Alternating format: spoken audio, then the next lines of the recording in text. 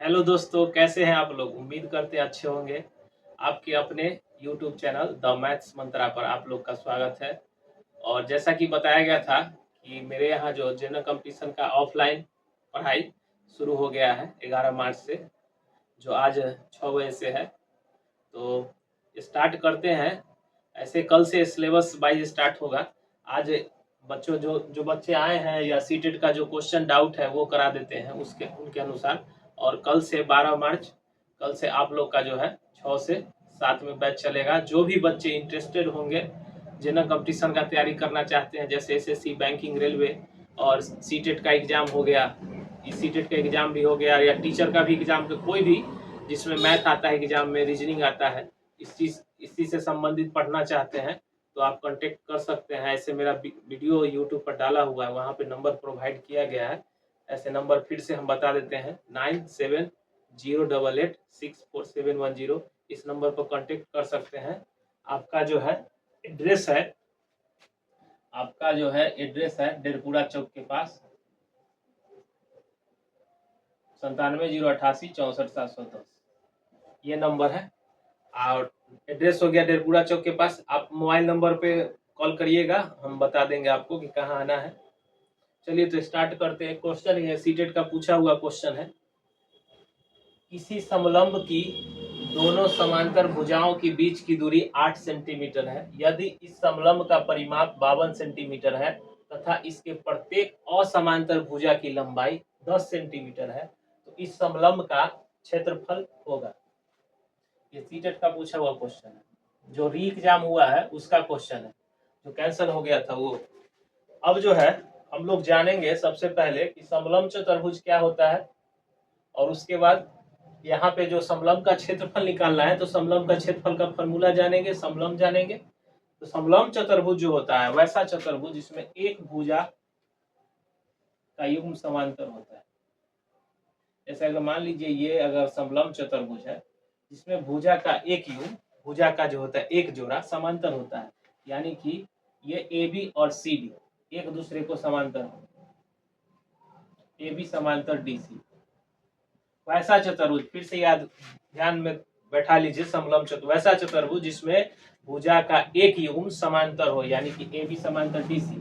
और समलंब चतुर्भुज का जो क्षेत्रफल का फॉर्मूला होता है 1/2 समांतर भुजाओं का योग, समांतर भुजा का योग गुने हाइट, ये होता है। अभी इन्हीं चीजों को समझते हुए ध्यान से हम लोग इसका आंसर निकालेंगे, क्या चीज कैसे क्या चीज यूज किया जाए। तो अब पढ़ते हैं क्वेश्चन। किसी समलंब की दोनों समांतर भुजाओं, देखिए समांतर भुजा ये है ए बी और डी सी, इनके बीच की दूरी, ये जो भुजा है और ये जो भुजा है, इनकी बीच की दूरी, ये जो दूरी है 8 दिया, 8 सेंटीमीटर दिया। और कह रहा है यदि यदि इस समलंब का परिमाप, परिमाप का मतलब होता है, जैसे कि मान लीजिए कि आपका ये चित्र दे दिया, परिमाप का मतलब होता है इस जो चित्र दिया है इसके बाउंड्री को लंबाई के, बाउंड्री के लंबाई को परिमाप बोलते हैं। जैसे अगर पूछ दे कि इसका परिमाप क्या होगा, तो इस जो चित्र, ये जो चित्र दिया है, ये जो चित्र दिया है, इसके बाउंड्री के चारों लंबाई को जोड़ दीजिएगा तो परिमाप हो जाएगा। तो उसी तरह अगर ध्यान से देखेंगे, ये जो समलंब है इसका अगर परिमाप आपको पूछे तो क्या होगा, तो चारों भुजा का लंबाई यानी कि ए बी, उसके बाद बी सी, उसके बाद सी डी और उसके बाद डी, यही चारों भुजा का लंबाई होगा तो परिमाप हो जाएगा। अब उसके बाद कर रहा था इसकी असमांतर भुजा की लंबाई दे दिया, असमांतर भुजाओं की लंबाई, असमांतर भुजा इसमें कौन है, समांतर भुजा ये है। अगर ध्यान से समझिएगा तो देखिएगा चित्र के अनुसार, तो समांतर भुजा, समांतर जो भुजा है यहाँ पे दो है, ए बी और डी सी, ए बी और डी सी। और असमांतर भुजा कौन है, तो बी सी है और एक ए डी है, असमांतर भुजा।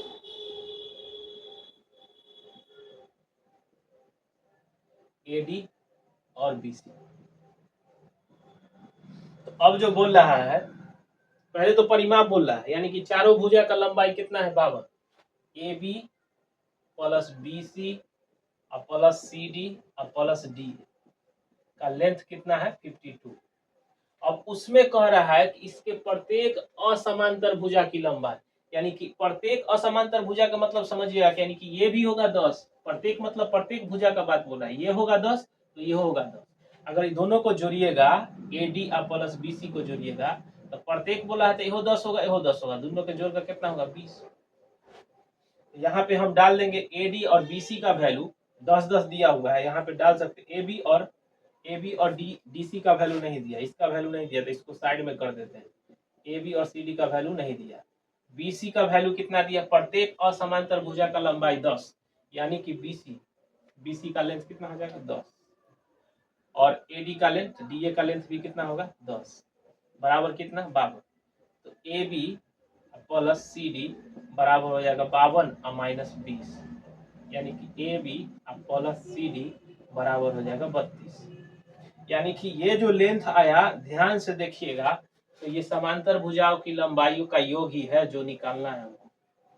AB ये है, CD ये है, तो ये हम अभी पढ़े हैं, अभी क्षेत्रफल के बारे में जाने हैं। क्या होता है इसका क्षेत्रफल, 1/2 समांतर भुजा का योग गुने ऊंचाई, ऊंचाई तो दिया हुआ है आपको 8।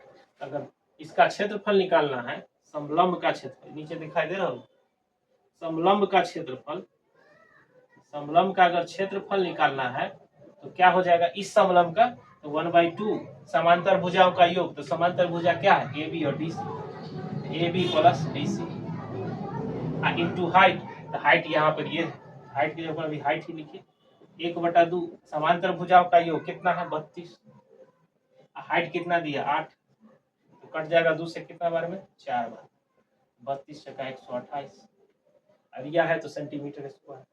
ऑप्शन में से यही ऐसे ही दे दिया, तो ऑप्शन नंबर C हो जाएगा। चलिए ठीक, चलिए इस तरह आप वीडियो देख लिए। अब जो है बाकी सारी चीज आपको इन्फॉर्मेशन दे दिया गया है। चलिए कट कर दीजिए।